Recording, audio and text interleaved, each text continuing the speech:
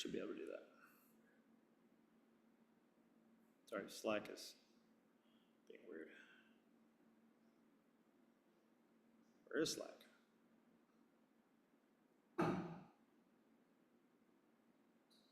don't know. I have not practiced these slides to know if this is going to take the full hour or not. It'll either be less than or right on target. It won't be more than, I know that.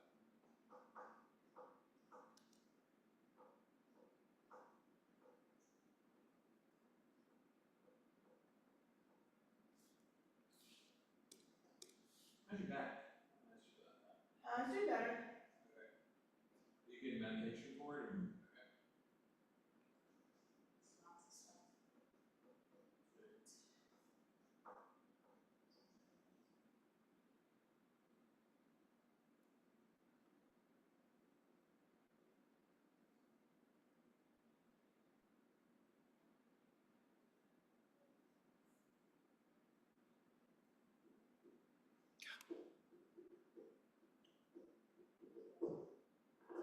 Sorry, coming. Recording in progress.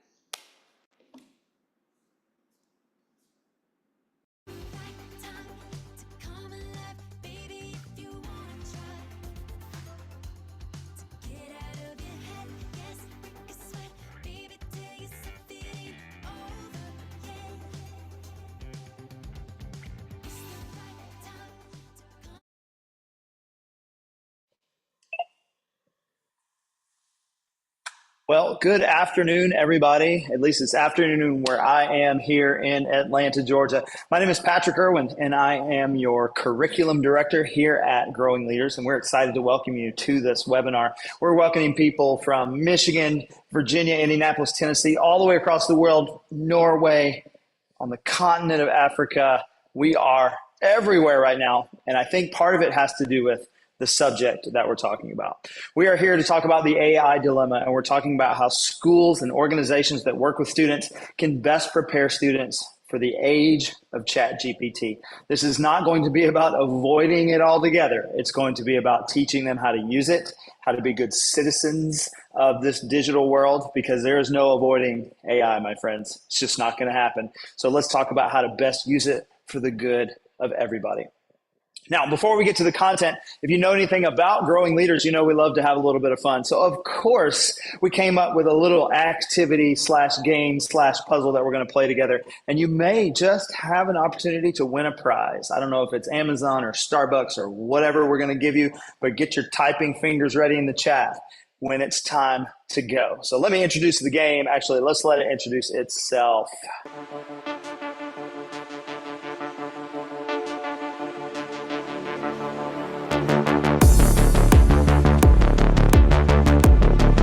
That's right, fam. We're going to play AI movie quiz. AI movie quiz.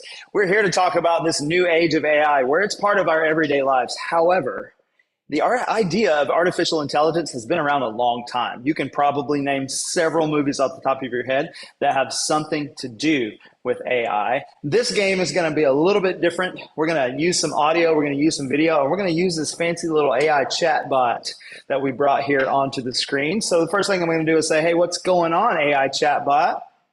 Oh, it knows my name. I bet it knows my browser history and the last person I called, and I'm going to get 3 Facebook ads about this as soon as we're done here. Hey, chatbot, we're here to do a webinar with people about you, right? I think they're looking beautiful, and they're really looking to learn today. Yes, they do look quite. This is amazing technology, guys. I can't imagine. All right, so here's how we're going to play the game. I'm going to play an audio clip of a movie that has something to do with AI. Somewhere during the audio clip, the chatbot is going to give you a hint. And I want to see if you can type in the name of the movie as fast as possible. Towards the end, we're going to give away some prizes. So let's do our first one. Stay here. I'll be back. Oh, Meredith, you're fast. None of you are correct yet. No one's correct. No one's correct yet. Oh my gosh. There's Zach. Come on, man. There was more than one Terminator movie. Terminator 2, Judgment Day. If you said Terminator, you're currently angry at me about the amount of what's the word? Or you're it doesn't matter. No. Here's our next one. See what you got. This is your last chance. After this, there is no turning back. You take the blue pill, Steve. the story ends. You wake up in your bed and believe whatever you want to believe. You take the red pill, you stay in Wonderland, and I show you how deep the rabbit hole goes. Very good. Lots of correct answers here. We'll just go with the first matrix because that's the correct answer. When there's more than one, you got to be more specific. All right, let's do another one before we give away a prize. What movie is this? It asks, we were at school all day. Got it. We jumped out a window. No, it's quiet. Shh. Shh, we jumped out a window. Kara and Zach both got it. Robot helps friends fight bad guys. Well, that's 6 letters, and I asked ChatGPT to give me 5. We're not quite there yet. Greg, almost there. Big Hero 6 is the answer. Big Hero 6. Let's go with giving away a prize. The first one to type in the correct answer to this one wins a prize. Our team is ready to give this prize away. Here we go. Open the pod bay doors, Hal.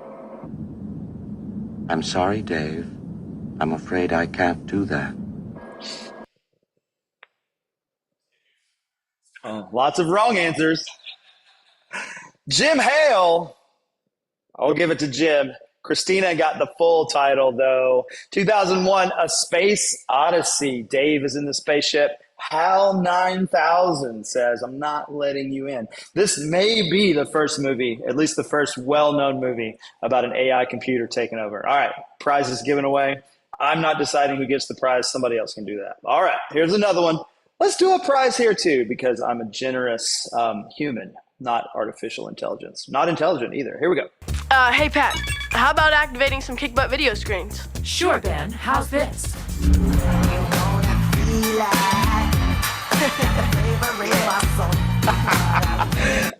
Oh, my friends at RC Education got it. I've never heard of this show or movie. I'm too old.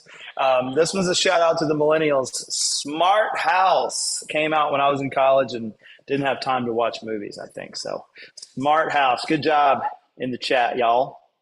All right. I got a couple more, I think. We're just going to keep giving away prizes just because you showed up. Oh, this one's a good one. Maybe my favorite. Here you go. Squash. Dead. Disassemble. Dead. Disassemble. Dead. Not Wally. Hey, slow down. No disassemble. Guys, Wally didn't talk.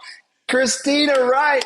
You're my type of people. There we go. Now the older generation, they're my age, are like, where's the keyboard, right? Short Circuit. Johnny 5 comes alive. Short Circuit 2, terrible movie. Short Circuit 1, awesome. Loved it. All right.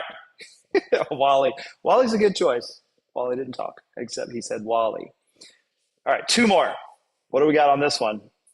This is for the parents in the room. www. dot. Oh, God. Remind me later. Okay, yeah, fine. That's fine. 5 minutes. No! English! Ooh, good guess, James. What have I done? Greg, you're so good at this game. No, YouTube. Okay. Videos. Oh, Brent, you're close. Has the world gone mad?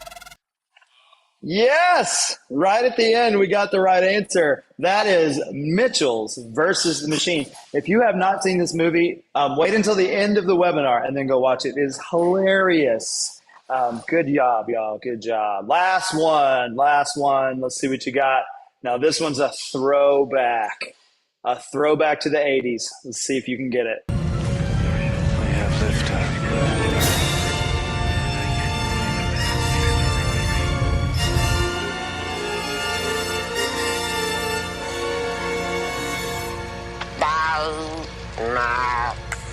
Oh, kids accidentally launch into space. Max tells his friend, the robot, that he wants to go to space. these kids who are at a camp get into a space shuttle for a launch test and accidentally get launched into space. Zach is correct. Space Camp, my guys. If you haven't seen Space Camp, don't watch it. I'm not sure it's aged very well, but young Patrick got so excited about the movie Space Camp that he went to Space Camp. I have the jumpsuit, the little blue jumpsuit with my name on it. Huntsville, Alabama Space and Rocket Center. Many of you have probably been there. They did not accidentally launch me into space. I was super upset about that, but thanks for playing. We got some prizes to give away. Our team's going to get in touch with those of you who are the quickest to answer. But let's get to the good stuff. Let's get to the AI dilemma, the ebook that's coming out, and let us toss it over to the man who wrote it, the man who did the research, and the man who's going to teach us all about it. Mr. Andrew McPeak, have at it, my friend. Hey, everyone. I just want to say a super shout out to Patrick, who came up with that ridiculous game. So I hope some of you enjoyed it. Many of you got tested on your movie knowledge. Some of you realized how old or young you are, actually. And I told him that nobody was going to get Space Camp, but somebody did anyway. So how about that? Zach proving me wrong and Christina right. By the way, it's so good to see so many of you on this webinar today. I'm seeing some really good old friends as well. So that's really special. Thank you guys for showing up. I'm really excited about today's conversation, and I hope you are too. The whole reason that we're here right now is because this is the hot topic of the day. In fact, it wasn't me that came up with writing this ebook. I got this idea from all the teachers and school administrators that I was spending time with, as well as reading about online. These folks who are doing this every single day and going, you know, we're having more and more instances of kids showing up with papers, and they don't really sound like something that they could write. I'm beginning to wonder if ChatGPT had something to do with it. And we're not going to just talk about ChatGPT. We're actually going to talk about artificial intelligence in general, or at least the version of artificial intelligence that's really sort of arrived onto the scene within the last year. And what's most fascinating of all is even within the time that I finished the ebook, there's already new things that are coming out. So we'll get into some of that as well. This is a topic worth talking about, because if our kids are not equipped, how about us? If us adults are not equipped to lead well in this new era that we're in, then we might find ourselves in trouble. So let's solve the AI dilemma, shall we? For me, I think the whole situation, the problem that we're talking about, is perfectly encapsulated in a story I heard about just a couple of months ago. There was a teacher, a middle school teacher named Amanda Gardner, and she wrote an article about experience that she had in her classroom. It was the fall of 2001, not that long ago. She was teaching at a brand new charter school in Seattle, Washington. And when she went to teach her class that year, she had prepared all of her lesson plans and assumed that this year was going to be like every other year, but it was not like every other year. Her class kept getting interrupted and interrupted by students who were challenging things that she was saying and bringing up things that they had found, because these kids had been online. They had been reading about all kinds of things, and they had believed almost everything that they read. So students were bringing conspiracy theories into the classroom. Students were bringing their own research they did on Wikipedia into the classroom. And they started having some really intense conversations about elections and election fraud, about COVID-19 and whether or not it was even real. These kids are asking her this question. Even kids talking about the Holocaust and things they were reading. I mean, it got really, really serious. And she's thinking, I'm just trying to be an English teacher here. And all of a sudden I find myself engaged in these conversations with kids who have been dropped into a world they weren't ready for. And to me, that's the picture of where we're at today. Because when you hear artificial intelligence, if you've watched movies, the average person, when they hear artificial intelligence, they think of something like this, right? The Terminator, Schwarzenegger, right? A robot that comes to life and makes the world a living hell for everybody. But that's not the AI that we're talking about. Maybe you think of Ava from Ex Machina. I don't know if anybody saw this movie. That's a really great movie, a thinker, if you will. But that's not the AI we're talking about. Or maybe you remember HAL from 2001 that got brought up earlier. This is also not the AI that we're talking about. In fact, there's actually a difference between the AI that we see typically in a movie like this and the AI that we're experiencing today. These AIs, like from movies, are what's called traditional artificial intelligence. To me, it's ironic that we call it traditional because it hasn't even really happened yet. But this kind of artificial intelligence is where you have a computer that is actually sentient, right? So it's alive, so to speak, and can think the way a human brain can think, meaning solve multiple kinds of problems, engage in multiple interactions. That's not really the kind of artificial intelligence that we have today. People who study this, about how developed and advanced they are, say that we're still many years away from anything like what we see in our movies. In fact, the shortest time frame I've heard is 10 years away. The longest time frame I've heard is 50 years away. This kind of technology is so much more advanced, even than the advanced technology that we're experiencing today. So this is called traditional AI. The AI that we're experiencing today on services like ChatGPT, you can see here, this is called generative AI. Generative AI. This is where you can type a command or say a command, and a really big computer program. You can tell I'm not a computer scientist here, but a really big computer program with a huge amount of data processes all of that data to try and give you the best possible answer to your inquiry. Now, the reason that we have been so blown away by what ChatGPT can do, and other things like Copilot from Microsoft, or even Apple computers announced their new thing called Apple Intelligence. The reason we're so blown away by these things is it's the most human-like thing that we have seen yet. It has the ability to appear more like a human than we might have seen from some of our AI services in the past. And not only that, but it also has practical applications like never before. And it's those practical applications that are starting to get us in trouble, isn't it, right? Because it's that student who goes, it'd be a lot easier to write this paper if I just asked ChatGPT to do it, right? Or it's that kid who hops online looking for an answer to a question, and artificial intelligence serves up an answer, and they just accept whatever answer comes, whether or not it's actually a true or helpful answer. That's the kind of problem that we're actually dealing with today. This is the challenge I think schools have already been facing, but will continue to face as the new school year comes along. In fact, I want to sum it up like this. I think the true danger of artificial intelligence is that we ourselves become artificially intelligent. And what do I mean by that? I mean, what will happen if for a long time our students begin to rely upon the answers that they're getting from these services and stop learning how to do some of this stuff for themselves? That's the thing that I'm actually ultimately worried about. Because rather than a child being able to turn to a teacher for help or a parent for help, many of them aren't even going to a human being anymore. They're just going online. And whatever they get from that artificial intelligence, that generative AI, is whatever they move forward with. And the longer this goes on, the less likely some of our students are to get some of the valuable skills that we know they need. In fact, there's been a lot of studies that are showing that this is already starting to happen. So I want to dig into some of that. But first, I want to go back and talk about why this is so critical. Several years ago, myself and Dr. Tim Elmore, our founder, put out a book called Marching Off the Map. And in it, we talked about the kind of moment in history where we were. Now, we wrote that book in 2017. So what I'm about to show you, even though we published it in 2017, I think might be more applicable today than it even was when we wrote it in 2017. So I want you to think about this. There have been several ages in human history and human civilization. And in each of those ages, there was a way in which human beings had to adapt in order to be the most successful. So if we go way, way back to the agricultural age, right? This is the age in which the vast majority of human beings, their profession was farming, right? Or raising animals. And in that age, the key component, the thing that would help you kind of be the most successful in the agricultural age were your muscles, right? The strongest person, or the person who's most resilient, who can work the longest, that's the person who ends up being more successful than somebody else. Then the agricultural age gives way to the industrial age.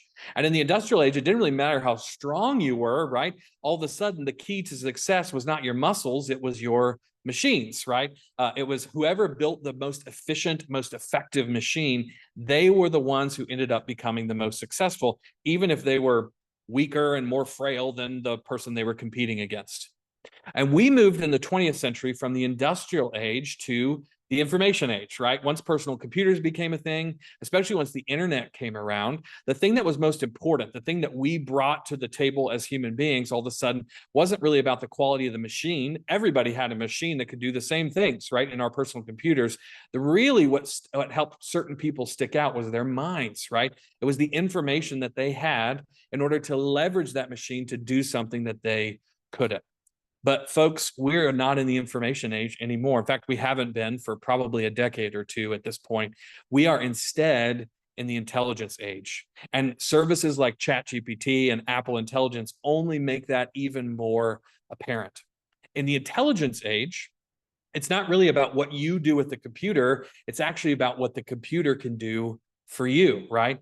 As technology gets more and more intelligent, it's not reliant upon what we know. So for instance, you could hop in ChatGPT right now and ask it to do something that you could never do yourself without a whole lot of study and work. Something like write a term paper on this area of knowledge about an area of knowledge that you don't have. Or how about you could ask it to write a computer program for you, and it'll literally write out the code for that computer program. So now it's not really about what I know anymore, right? Because the computer knows that information for me. So here's the question we're left with. What is the key?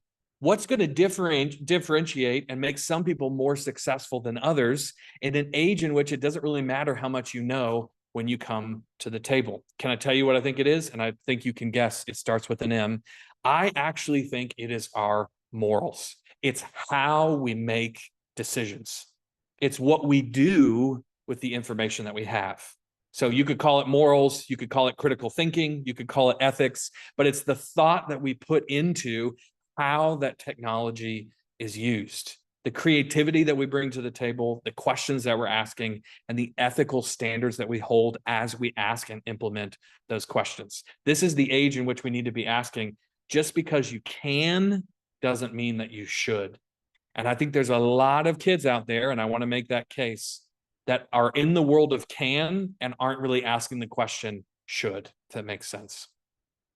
There was a study from the British Journal of Human Psychology, Developmental Psychology, sorry. And this is what they found, is that students themselves are actually struggling in this area. In fact, this is how they said it in this article. It said, overall, young people's ability to reason about the information on the internet can be summed up in one word: bleak. Our digital natives, notice they put quotations there, may be able to flit between Facebook and Twitter while simultaneously uploading a selfie to Instagram and texting a friend. But when it comes to evaluating information that flows through social media channels, they are easily duped. And I want to talk about this idea of digital natives. I think that the British Journal was onto something. I think we have a myth in our heads about digital natives. What do I mean by that? Well, for many, many years, we've called these kids digital natives. In fact, I've called them that myself on stages and in print and all of those things. But as I was doing research for this book, one of the things that I realized is that these digital natives, while they might be thriving in some areas of the digital kind of world that they live in, there are other areas in which they're still very much novices. And what can happen is, because we see them be so good with one aspect of technology, we tend to assume that they're great with all aspects of technology. But that's not actually true. They can be really good in some areas, but not so good in other areas. So I want to give you 6 paradoxes that I've seen. This is in my observations, but certainly also in the research. And I think several of these things are going to be things that you, if you are leading the next generation, are going to recognize as challenges that they're experiencing. So these are 6 paradoxes of kids who are growing up digitally native. They seem like they're native to the world they're in, but then they keep doing things that make it seem like you don't really know what you're doing there, do you? So think about it this way. The first one is that today's kids have more control than ever, but they also have less control than ever. What do I mean by this? This control in the digital world is often called digital agency. Kids have more control than ever over the profiles that they create and the platforms that they're on. They can choose how they're going to represent themselves, the avatar that they're going to put online. But here's what's really interesting is, once they put those things online, they have very little control over how those things are utilized, right? I control what I put out there, but I can't control what people think about me. I can't control what people say about me, the comments that they leave on my platforms and profiles. And because of that, a lot of kids who spend lots and lots of time trying to perfect that digital persona feel actually not more digital agency, they feel less. The more kids post online, typically the worse they feel about themselves. That to me is a sign not only of a world that offers them more control, but also a little bit less. Here's another one. Today's kids have more self-expression than ever before, but they also have less self-awareness. So we've given our kids so many platforms for them to express their passions and interests and hobbies and post their vacation photos and whatever else they want to do. So they've got more channels to say, this is who I am. And yet, as we study these kids and spend time with them, we're finding that even though these kids have a lot of ways to express themselves, their actual self-awareness might be lower than ever.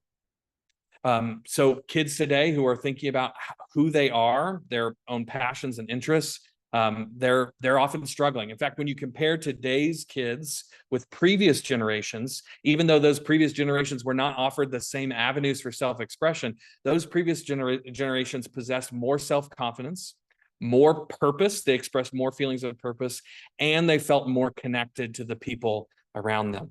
Again, I think we got to recognize that just because somebody is expressing themselves doesn't mean they understand themselves. Here's another one. They're more fluid, but they're less flexible.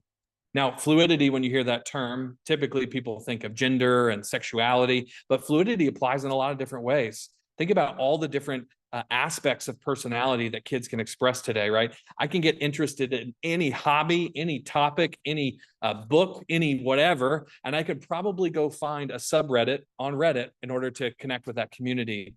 But what's really interesting is even though they can move fluidly between all of these different places, what I've started to notice, and I'm sure you have too, is that kids are putting more and more categories on themselves, right? So in the same time as they have more options than ever before, they're also inventing more and more categories and putting themselves into smaller and smaller boxes.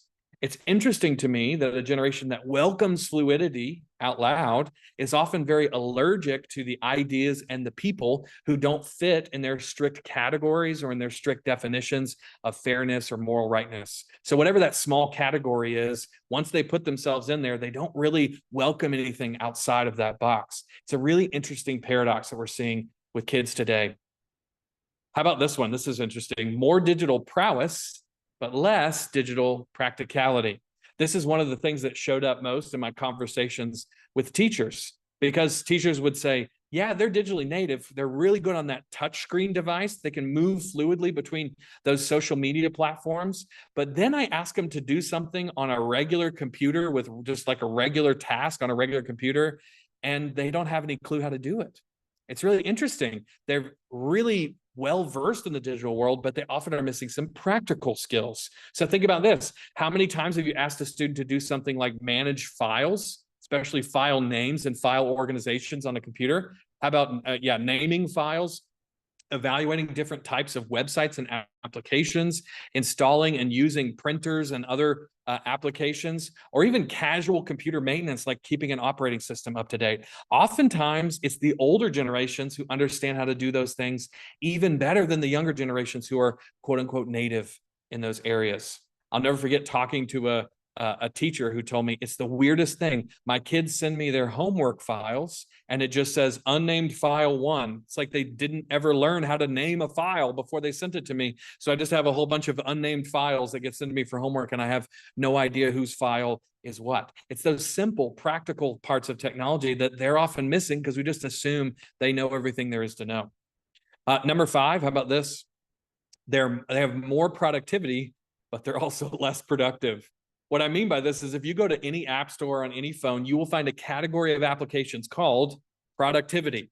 There are more services and opportunities for us to get productive than ever before. And in fact, if you don't know how to do it, you can watch a free YouTube video from somebody about how to be more productive. But what's interesting is if you actually study kids, what you find is that they are less productive than ever. When people study kids who spend a whole lot of time on technology, particularly smartphones, you see all sorts of negative effects on their development.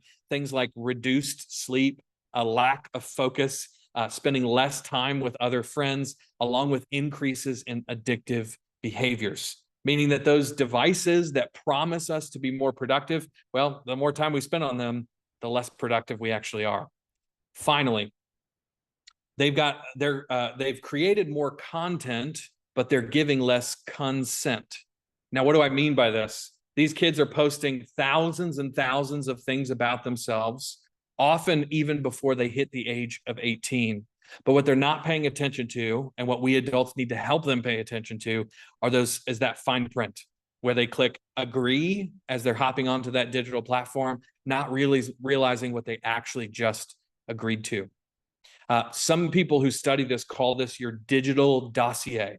What it is it's all of the wealth of information that's created about you every time you hop onto one of those social media platforms or search on TikTok or do a search on Google or even work in ChatGPT. The digital world is tracking all of those movements. It's got a wealth of information about you. And when you hit agree to all those things, you're consenting to let them do whatever they want with that information. Kids don't realize this. By the time that they're in the age of consent at age 18, for many of them, it's already over. The battle has already been won by tech companies, right? They've let so much information be known about themselves online that they don't realize there might be some costs to that later on in life. In fact, there was a fascinating book I read by John Palfrey. It's called Born Digital. And here's what he says. This is my longest quote, so forgive me for a lot of words on the screen. He says, make no mistake, contrary to a widespread myth, young people still care about and have a sense of privacy, as study after study has confirmed. At the same time, however, we also know that those who are born digital share more information about themselves than their parents, grandparents, or great-grandparents ever did. Young people who are living their lives mediated by digital technologies may play a high price down the road for the way that privacy has been handled in this converged hybrid environment. Here, get this. Most young people are extremely likely to create something online akin to a digital tattoo, something they cannot remove later in life, even if they desire to, without great difficulty. So how does this show up in the research? It's quite fascinating. A 2021 report from the Federal Trade Commission found that 20-somethings are more likely than 70-somethings to fall victim to an online scam. Can I say that again?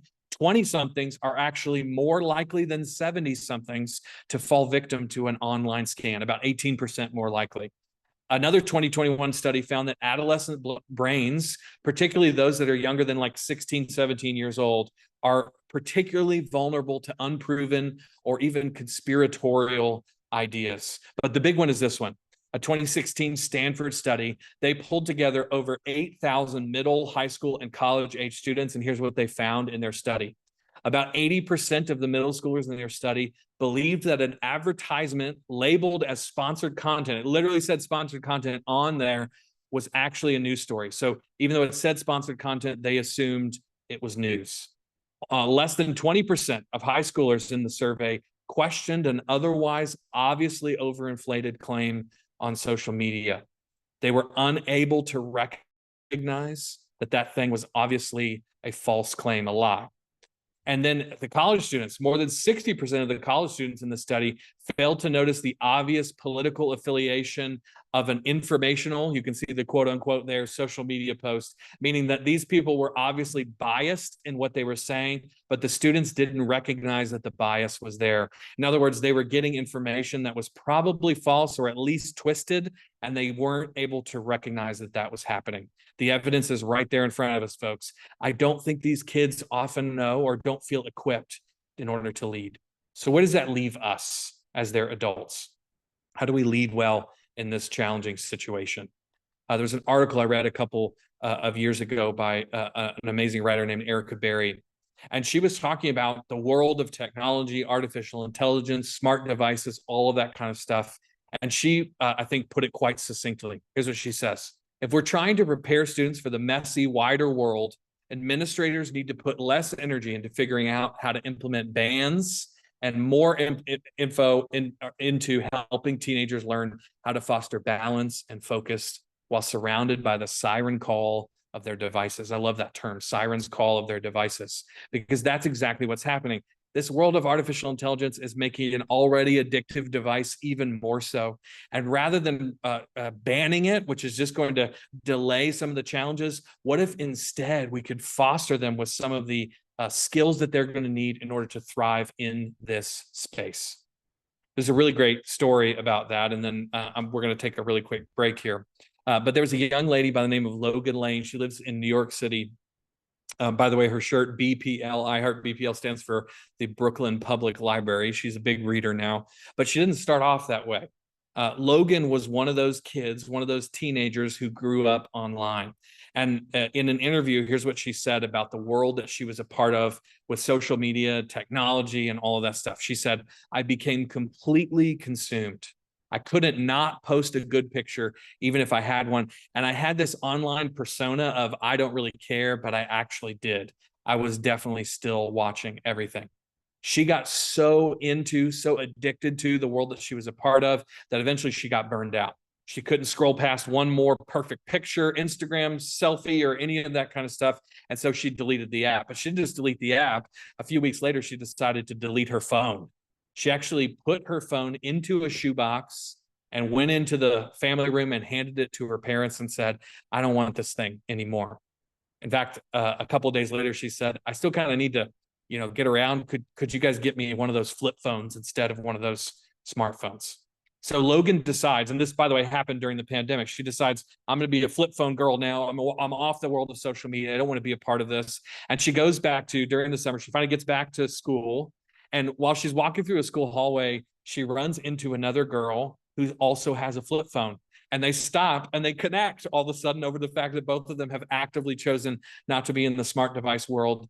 And they start to talk about why each one made their decision. And it turns out that this girl knows somebody else who also did the same thing. And they start to get together. In fact, these kids start to plan. They have to plan during school. They're not really texting one another. Hey, okay, let's meet Sunday afternoon. We're going to meet on the steps of the Brooklyn Public Library, and we're going to get books, and then maybe we'll go hang out in the park and all of this. And this thing starts to balloon with all of these kids who have said, I don't want to be a part of this world anymore. It's not doing for me what they said it was going to do for me. And they actually form a club at school, which they call the Luddite Club, which I just really love. There was an idea that she got from her mom that she should call it the Luddite Club.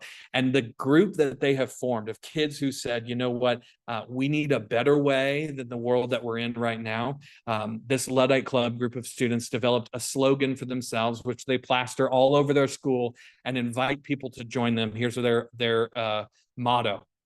They say, don't be a phony, which I really, really love. I think that's awesome.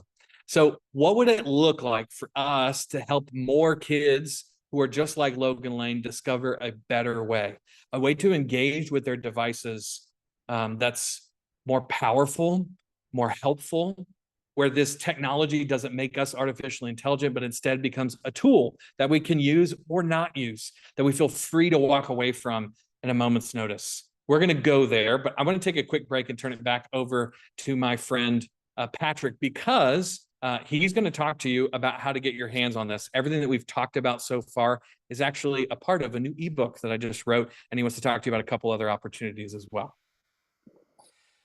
Yeah, thanks, Andrew. Great information so far. I'm learning a lot, and I know you are too. And we'll get right back to the learning. But if you want to bring this information to your campus, to your organization, to your business even, Andrew would love to come talk to you. And if he's not busy, if he's busy, I would love to come talk to you. We have an entire organization full of great speakers, teachers, and leaders that would bring this to your campus. If you want to learn more about that, we are introducing 2 new professional development topics. One for educators, the AI dilemma, how our schools can build digital citizens in the age of intelligence. We also have a session for parents, parenting in the AI era. How do we prepare kids for the world of intelligent technology? As an educator myself of 17 years, and my children are 17 and 14, I'm interested in both of these. And I love this research, and I love what we're trying to do with it. You can scan that QR code. I know that my colleague Jess has already put the link in the chat to schedule a consultation, but I have a deal for you. And that is, if you book a PD session, professional development, one of those 2 topics, with a signed contract before August first. We'll give you 10% off.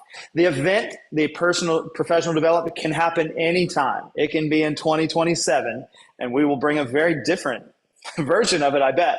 What I'm saying is get that done now, save your 10%, schedule it for later in the year. We would love to come see you, talk to you, teach with you alongside your educators, alongside your parents, and help tackle this huge topic. Scan the QR, click the link, 10% off, my friends. Who doesn't love a discount?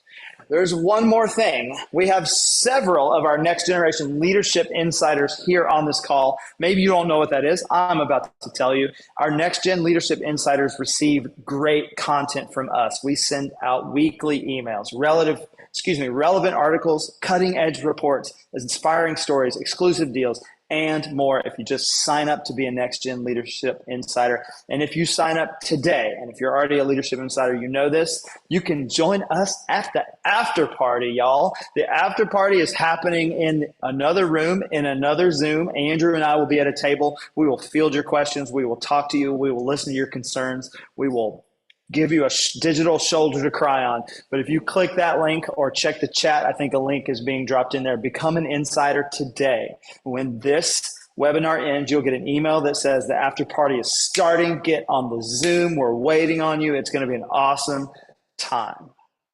Last thing, you may be asking yourself, how do I get this ebook so I can read it? Well, as soon as we're done here, as soon as the after party is over, check your email because we're going to send you a copy so you can read about it, share it with your friends, and bring one of us to your campus to talk about it. I think it's going to be a great time. It's going to teach people a lot of information. We're not trying to avoid it. We're trying to use it. We're trying to create digital citizens that are making good choices and making the world a better place. So without further ado, I got to kick it back to my friend Andrew so he can tell us more about the AI dilemma. Thanks so much, Patrick. Thanks for walking through all of that. And thank you guys. You guys said some really nice stuff in the chat. You guys are great. Thank you, especially Don and Julie, who said great things. I love getting to spend time with folks out on the road, and I'd love to come talk to you because we're really, frankly, even though this is an ebook, it's not crazy long. Anybody can read it. We're really just only scratching the surface of all the stuff I put in there. My main goal with the ebook was actually to make it as practical as humanly possible, meaning it's chock full of a whole bunch of really good ideas that you can implement tomorrow. And so I can't wait for you to get your hands on it. I can't wait to start some conversations in your space pretty soon. So that would be really great. So where do we start in terms of a solution?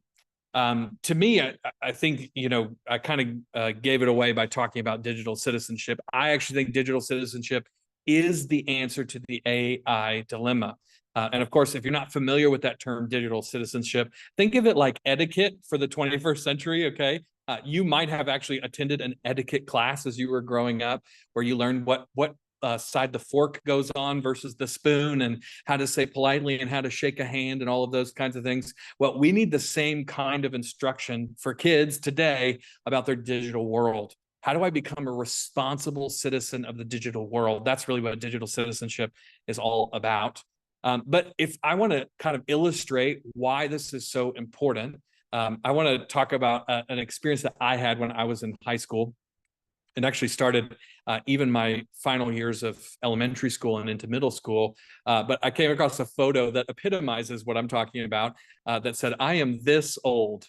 And some of you, if you're a millennial like me, will remember these moments. Now, my computer lab in my school was not nearly this cool with all of these see-through Apple computers. It was, they were kind of old brown-looking computers. Why was everything like beige back in the day? I don't know. But we had these computer labs, right? And the computer labs, you would go to be in keyboard class or typing class, as it was often called. And you would play these games where you try to see how fast you could type and how few errors you could make as you went along. And the whole goal of that was to help you develop a skill that they knew was going to be important for the 21st century. And it wasn't just the computers, but we also had these little rubber covers. Do you remember these? That went over top of the keys. And the whole goal of that was to hide what the keys were. Do you guys remember this? I found some of these photos and it just took me right back. I took these kinds of keyboarding classes where we used these covers for years and years, all the way through middle school, even in high school. And all throughout that experience, what I learned was how to type, and how to type at a fast pace with few errors, and most critically, without looking down at my keyboard. Now, why am I bringing this up?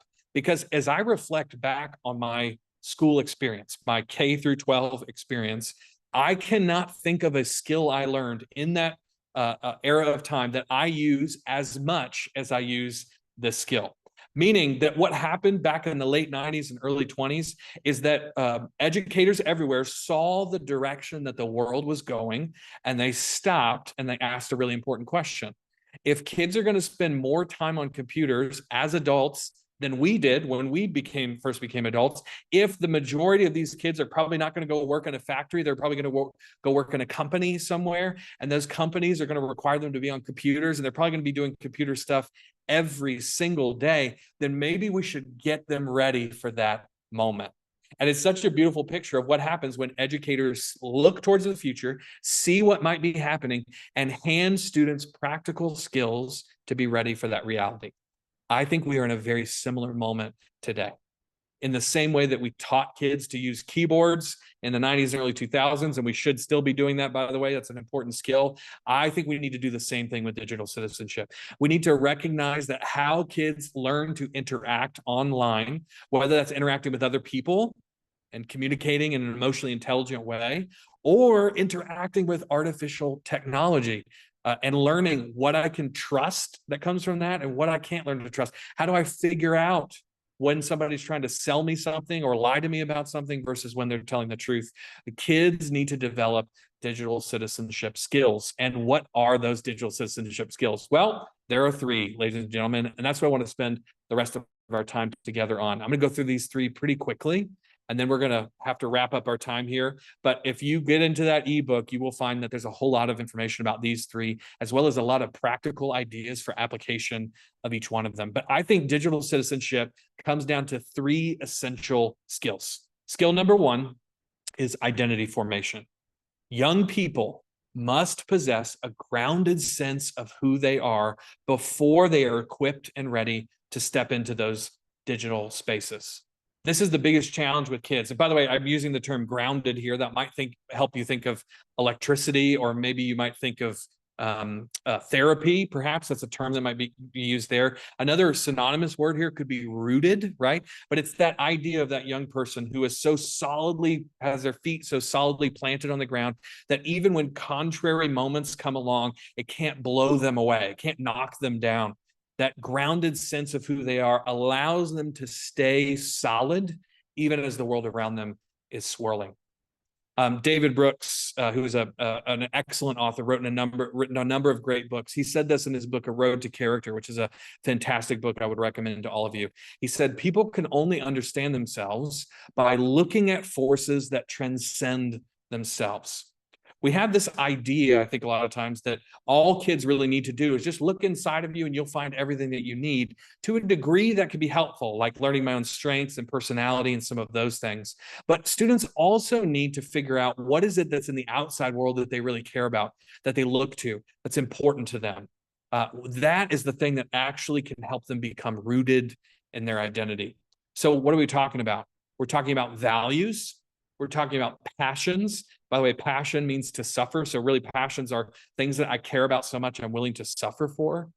Strengths, right? Abilities that they have, certainly their personality, but also their history, family history, and the history of their community and even their country, their own personal faith, whatever they believe in, as well as their own personal purpose. What do they care about no matter what they go and do in life? These are the kinds of things that kids need to engage in. Think about what happens if I don't know who I am and I go into those digital spaces, which, by the way, are always telling me what I should be doing and thinking and all of those things, right? If I haven't already grounded myself, then I am 10 times more susceptible to that digital space. I'm way more likely to believe whatever I'm given because I haven't taken the time to figure out who I am. This is one of the reasons why many leaders in this space are suggesting that students wait longer before getting digital devices, and especially before entering into social media. fact, there's lots of research now. Jonathan Haidt just wrote his book, The Anxious Generation, and his research globally shows that if a kid gets on social media before the age of 15, there are possible negative consequences, especially to their mental health, where they got to figure out who they are before they're ready for that digital space. So that's number one. Number two, the second skill for digital citizenship is critical thinking. This is probably not surprising to you, but here it is. Young people must engage critically with the ideas, apps, and information that they encounter. They have to learn to recognize when the information that they're being given, whether it's from a person or an ad or ChatGPT, they have to be able to recognize when that's giving them information that isn't helpful. There's a really great book. It's it's quite long and pretty boring, so I'll save you the time and pull out the two best things that I heard from it. One of them was these 5 questions. The other thing I heard from it was the next thing I'm going to share with you, but it's called Digital Media and Media Literacy in the Age of the Internet. It's a fantastic resource with a lot of research and details in it, but she offers 5 questions that students should be asking for any online content that they engage. If they're trying to figure out, is this content true?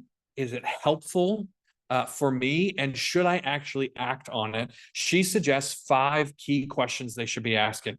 By the way, these are also in the ebook, but you can screenshot this if you really want to keep it. Here's what she says. Number 1, who created the message? So who is the author of it? If you're not paying attention to who's saying it, then you might not have context that you really need. Number 2, what creative techniques are used to attract my attention? That's really interesting, right? Did they use photos? Did they use videos? Did they use persuasion in any certain way? Number 3, how might different people understand this message differently? So how could different people recognize and receive this information? Number 4, what values, lifestyles, and points of view are represented from, or the key one here, omitted from this message? So who are they recognizing and who are they leaving out? And then finally, why is this message being sent? What does this message want from me? Think about how differently our students would engage with the digital world if they were asking these kinds of questions.